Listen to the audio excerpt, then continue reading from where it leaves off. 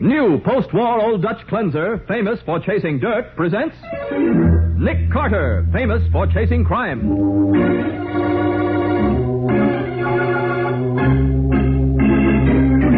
Every week at this time, two great names are joined as new post-war Old Dutch cleanser brings you one of the most resourceful and daring characters in all detective fiction, Nick Carter, Master Detective.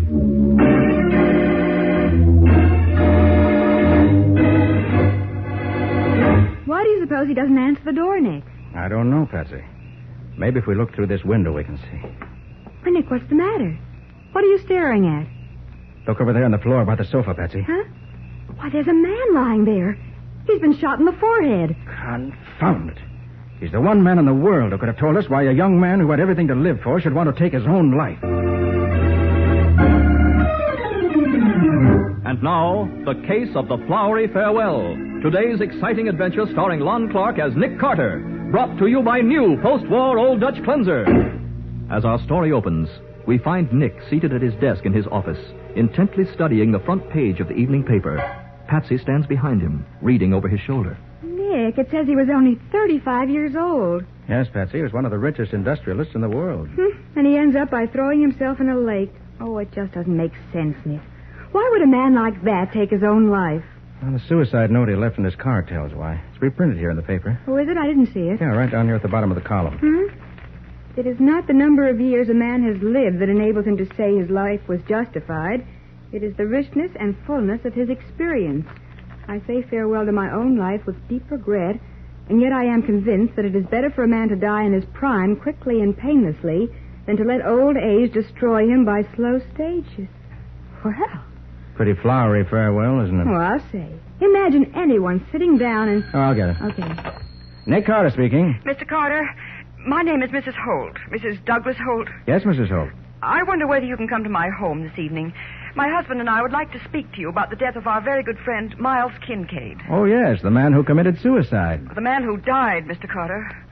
Whether or not he committed suicide is what we'd like you to find out.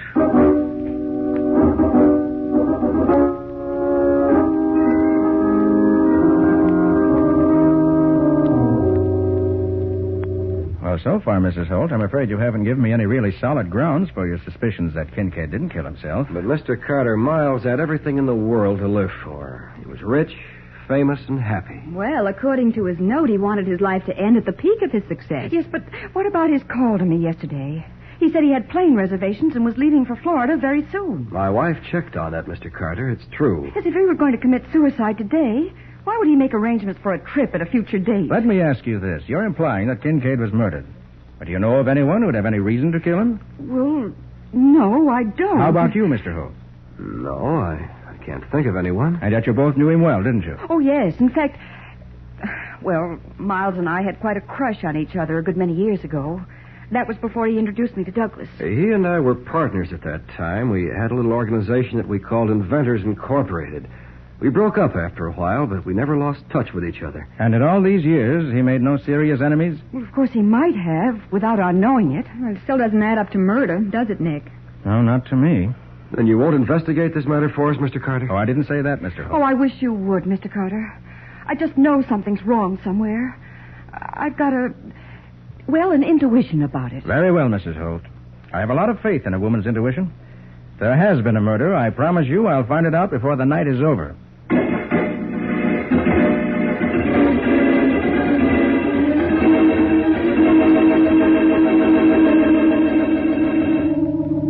Did you talk to Sergeant Matheson on the phone, Nick? Yes, and you should have heard the horse laugh he gave me when I suggested that Miles Kincaid might have been murdered. Oh, that must mean the handwriting experts are sure about the suicide note. They are. Matty says there's absolutely no question about it. It wasn't a forgery. Well, that pretty well settles it then, doesn't it? Perhaps. But at least it won't hurt to take a look at Kincaid's home. We're almost there, Nick. It's the house at the end of this street. All right. Matty wasn't even going to hold an autopsy. Did you ask him to? I did, and he finally agreed to it. Good. All right, hop out. Whom do you expect to see here, Nick? Kincaid's valet, a man named Harry Otis. Oh. Holt says he was probably the last man to see Kincaid alive. Yeah, but do you think you're... What was that, Nick? Somebody moaning. Someone in pain. It came from those bushes by the side of the porch. Yeah, come on. There he is, Nick, lying in the bushes. All right, give me a hand, Patsy. Yeah. We'll pull him out. Yeah. Watch out for that branch. Okay.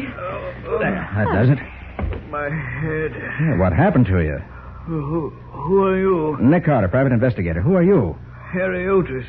I was Mr. Kincaid's valet, sir. Well, what happened to you? Someone rang the doorbell a few minutes ago. I opened the door, but there was no one there, so I stepped out on the porch. That's all I remember. He must have been slugged from behind, Nick. Yeah, come on. Where are we going? Whoever slugged him may have wanted to get into the house. Could still be there. Okay, Nick. If Miles Kincaid committed suicide, Nick, what's this all about? Your guess is as good as mine, Patsy. The front door is open. Don't make any noise. No one in the living room. What, have you gone upstairs? Wait a minute. Listen. Nick, it's someone moving around. Right. Behind that closed door over there. Let's drop in on him. Unexpectedly. Right. Oh, confound it. Is the door locked, Nick? Yes. Guess we'll have to announce ourselves after all. Open up! Open this door! We're firing through the door. Not hurt, are you? No, but it was awful close, Nick. Oh, it's all quiet in there now. Afraid he's giving us the slip. That gunfire was probably intended to cover his getaway. What are we going to do? Only one thing to do. Shoot the lock off. Stand back. Yeah. There. Oh, Nick, he must have gone out that open window. Yeah, no use going after him in the dark. Oh, shucks. Oh, will you look at this room? It must have been Kincaid's study. Oh, it's a mess now. Our friend tore it apart. Every drawer, every What file. could he have been after? I don't know. But there is one thing I do know. What's that, Nick? As of now, I'm definitely interested in how Miles Kincaid really died.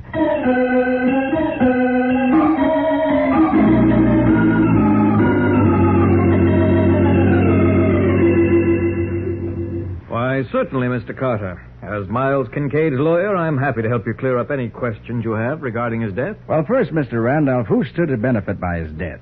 Well, all of his wealth is to be divided among various foundations and charitable institutions. What?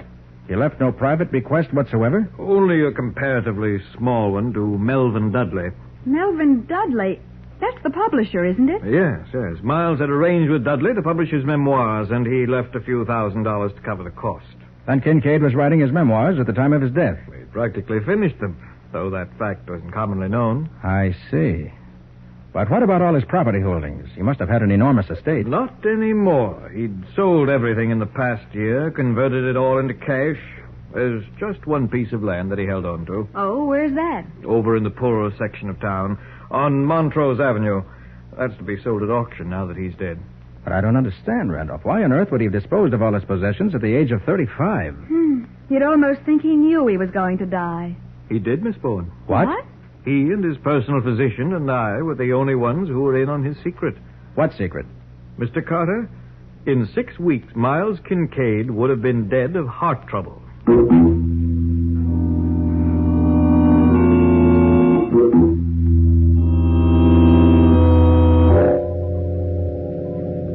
Why are we going back to the office, Nick?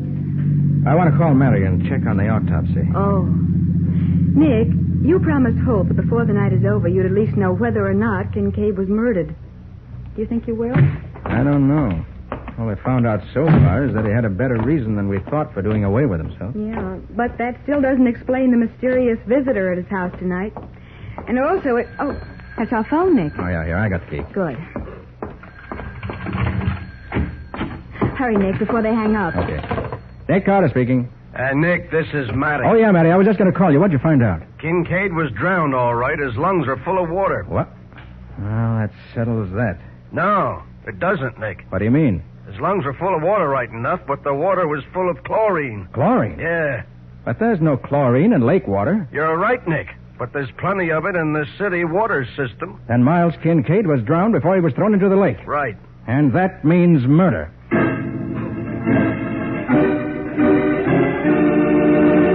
Well, Nick knows at last that the wealthy young industrialist did not die by his own hand. But why Miles Kincaid left a suicide note, or why anyone would want to kill a man who was doomed to die from heart trouble within 6 weeks, are questions that are still unanswered. We'll continue this baffling adventure in just a moment.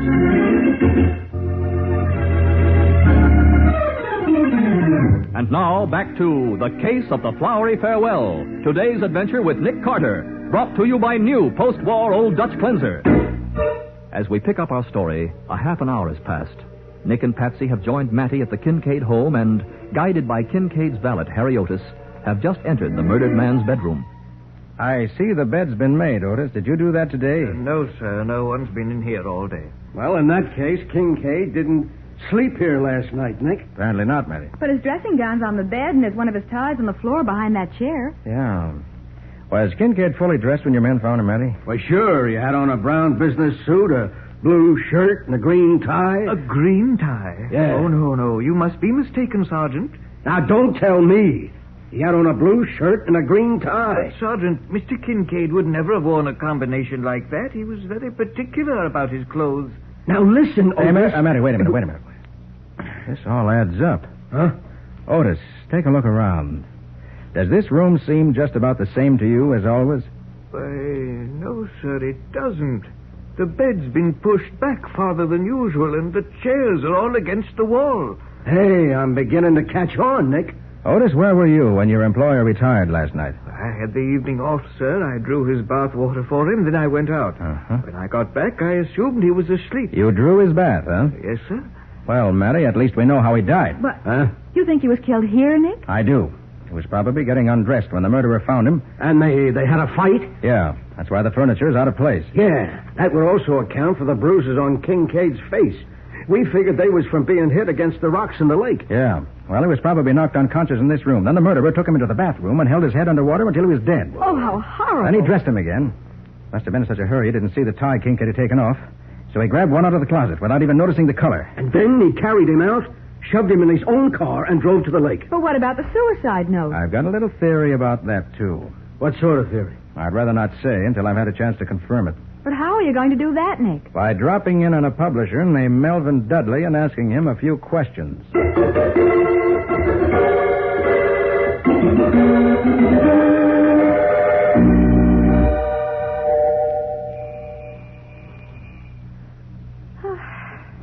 I guess there's no one home. No, there must be, Patsy. I saw a light at the side of the house. Well, let's go around the side porch and take a look in the room where the light is. Okay, Nick. Oh, you're just wasting time. No.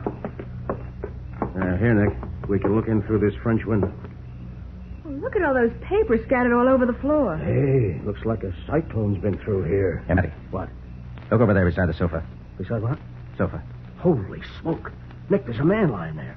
Smash the glass with your revolver. We gotta get in there. I'll say we have. All right, stand back. Can you reach the latch?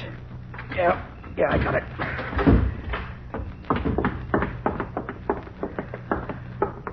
Holy smoke. Look at this guy, Nick. Yeah. Shot through the head. That's Melvin Dudley, Nick. I've seen his picture in the paper. Well, you'll see it again tomorrow, Patsy, all over the front page. Hey, Mattie. Yeah, Nick. These papers on the floor. Huh? Ever seen any just like them? What? Yeah, sure. They're the same kind of paper, the same handwriting as the suicide note. What I figured. And look, here's a typewritten letter among them. Huh? To Melvin Dudley from Miles Kincaid. What's it say, Nick? I'm enclosing the manuscript of my memoirs. Everything is here except the foreword, which I'm working on now. Well, there's the answer to your suicide note, Mattie. What do you mean? It was written by Miles Kincaid, but it wasn't intended as a suicide note. Then what was it, Nick? A page from the foreword to his memoirs. The murderer stole it last night from Kincaid's house and planted it in Kincaid's car as a suicide note. Oh, no wonder it sounded so flowery. We're up against a smart operator, Nick. Plenty smart, Mattie. But he's made one big mistake. Huh?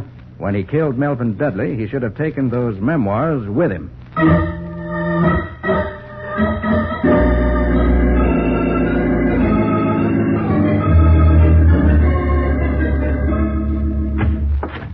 Well, morning, Nick. Oh, hello, Mattie. I've spent a very dull night reading Kincaid's memoirs. Oh, yeah? Find anything interesting in them? Yeah, but the most interesting part isn't there. Is that... I don't get you. Mattie, unless I'm all wrong, these memoirs should hold the key to Kincaid's murder. How do you mean? Well, apparently, when Kincaid learned he was going to die, he decided to leave behind him a document that would expose somebody. Uh-huh. Somebody he hated. And you think this somebody got wind of it and knocked Kincaid off so as to get hold of the document? I do.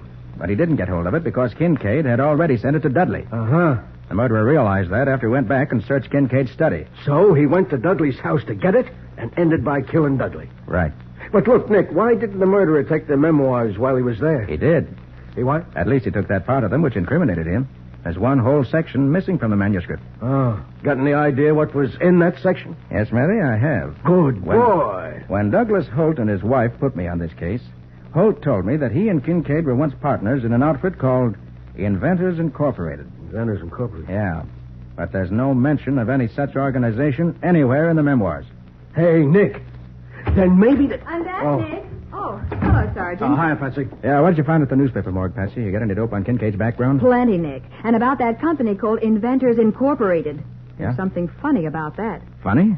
In what way? Why, there was a third partner. Third partner? Uh-huh. Who was he? A man named Peter Jarrett. Peter Jarrett. Mm-hmm. No mention of him in the memoirs either. Hey, Nick, are you thinking this Jarrett guy might be our man? I don't know about that, Matty. But I am thinking that it's strange that Holt and his wife didn't tell me about this Peter Jarrett. I wonder why.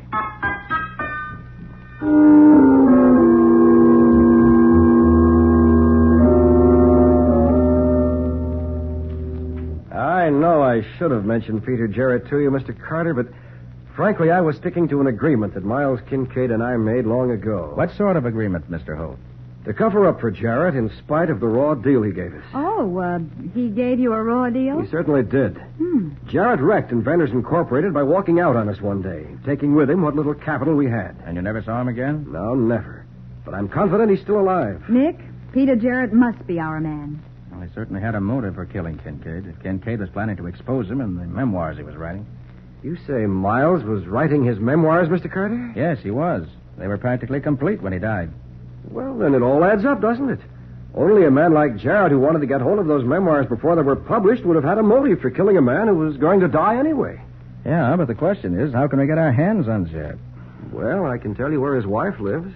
She ought to know where he's hiding out, if anybody does. Oh, good. We'll go see her. I have an idea that when we find Peter Jarrett, we'll have this case sewed up.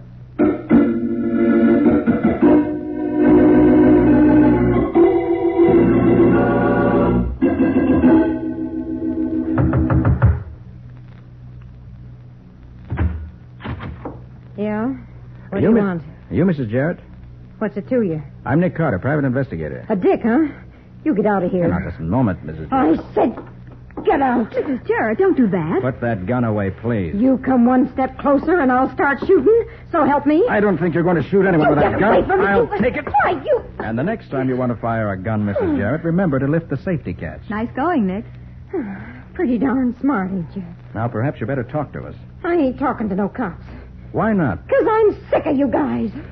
You've been hounding me for 10 years, ever since Pete disappeared. You wouldn't know where your husband is, would you? Are you crazy? I wouldn't be living like this if I knew. Him with all that dough. When did you see him last? I ain't seen him since the day he went to work and didn't come home. And where was your husband working the day he disappeared? He was working over at that house on Montrose Avenue. Montrose Avenue? Why, that's the one piece of property that Miles Kincaid held on to after he sold everything else. Yeah. Well, thank you, Mrs. Jarrett. I'm very grateful to you. What? I didn't do nothing for you. Oh, yes, you did. You just gave me the last piece of a very complicated jigsaw puzzle.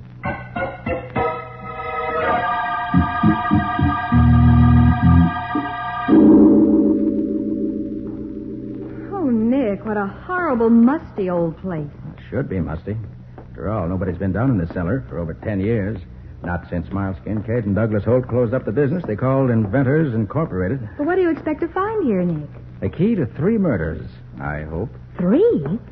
But only 2 men were killed. Patsy, if my hunch is right... Wait a minute. What do you see, Nick? Look where my flashlight's pointing. Notice anything about that slab of concrete over there? Why, yes. It's a different color from the rest of the cellar floor. Right. Because it was laid at a different time. Let's see. It's about 3 feet wide and 6 feet long, isn't it? Nick, you think that's a grave? I do. I think a man has been buried under that slab of concrete for 10 long years.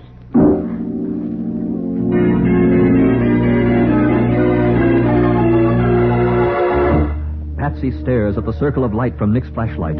Who is buried in the musty cellar on Montrose Avenue, and what bearing his death has on the murders of Miles Kincaid and Melvin Dudley, we'll find out in just a moment.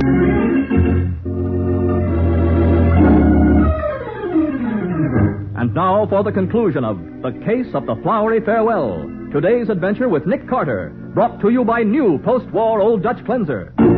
Almost an hour has passed since Nick and Patsy discovered what Nick believes to be a grave in the cellar of the abandoned house on Montrose Avenue. They left the cellar for a time, but have now returned to it and are waiting impatiently. Not a sign of him yet, Nick. He'll be here, all right. Can't afford not to come. I still don't understand why you're so sure he's the murderer. You will before long. Yeah, but... Ah, hold it. Here he comes. You down there, Carter? Yes, we're here. Come on down. What's this all about, anyway? Familiar territory to you, isn't it? It's been a long time since I was here. This is where Miles Kincaid and I had our laboratory. You, Miles Kincaid, and Peter Jarrett. Don't forget Jarrett, Mr. Holt. That's right. Oh, by the way, have you got a line on his whereabouts yet? I've done better than that. I've found him. What? Well, where is he? Right where you and Miles Kincaid buried him 10 years ago. What are you talking about, Carter? I'm talking about murder. You and Kincaid killed Jarrett and buried him down here. That's ridiculous. Probably did it so that you could steal an invention of his. And you spread the word that he'd run off with your funds. You must be out of your mind. No, but I imagine you were nearly out of your mind when Melvin Dudley happened to mention to you that Kincaid was writing his memoirs. Why should that worry me? Because you guessed that he was planning to expose your part in the murder. Something he couldn't have done during his lifetime without incriminating himself. What? When the police dig up Jarrett's body... They'll never dig it up, because you won't be alive to tell them about it. Don't reach for your gun, Carter. I've got you both covered. Holt, you made a bad mistake when you admitted that you knew Kincaid was a dying man. That was a tip-off on you, especially since you neglected to tell me that fact when you hired me. Well, I slipped up once, but I won't slip this time. I'll take you first, Carter. No, Holt. I'll take you first. What the... Drop your gun, Holt. I got fight behind you. I'll kill you, you... Oh, my hand! Oh, nice shooting, Nick. You cut that gun right out of his hand. And you made a nice dramatic entrance, Matty. Well, you set the stage for it, Nick, when you put me behind that packing box. Oh, I thought you'd never come out of there, Sergeant. Yeah, well, I'd have been out sooner, Patsy, only my pants got caught in a nail. Oh, Sergeant. Yeah, and my new suit, too. Okay, Holt, let's get moving. No use hanging around this damp cellar when we got a nice dry cell waiting for you down at headquarters.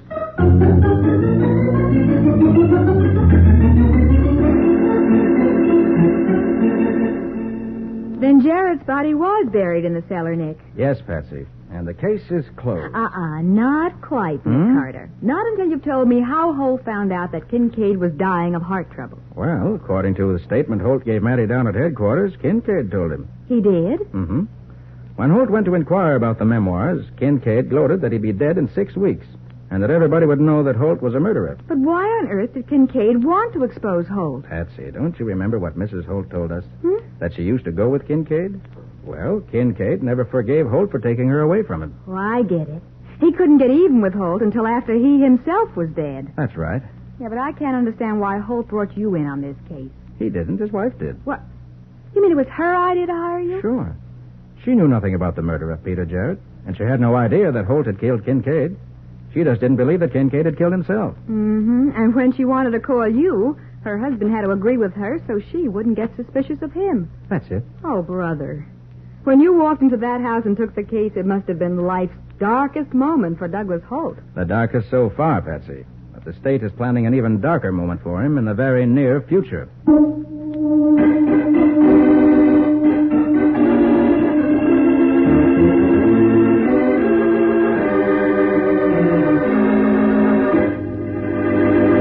Can you tell us something about the adventure new post-war Old Dutch Cleanser is going to bring us next week, Nick? Next week, Mike, we're going to meet a man who was honest and upright for 5 years in order to build up to a fraud worth $500,000. Only his plan broke down because he put his fraud in an envelope. A fraud in an envelope? Well, that sounds exciting. What do you call this adventure? I call it The Case of the King's Apology.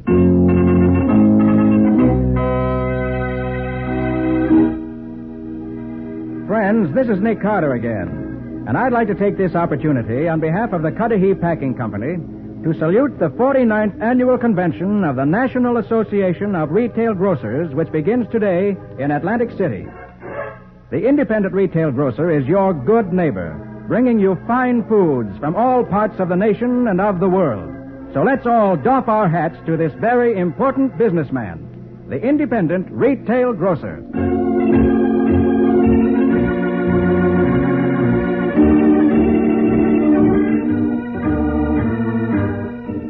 Nick Carter, Master Detective, is presented each week at this time by the Cudahy Packing Company. It is produced and directed by Jock MacGregor and is copyrighted by Street and Smith Publications Incorporated. Charlotte Manson is featured as Patsy. Ed Latimer plays Matty. Today's script was written by Lou Schofield and Ken Pettis. Original music is played by Henry Silverne. This program is fictional, and any resemblance to actual persons, living or dead, is purely coincidental. This is Michael Fitzmaurice saying, when minutes count, use new post-war Old Dutch cleanser.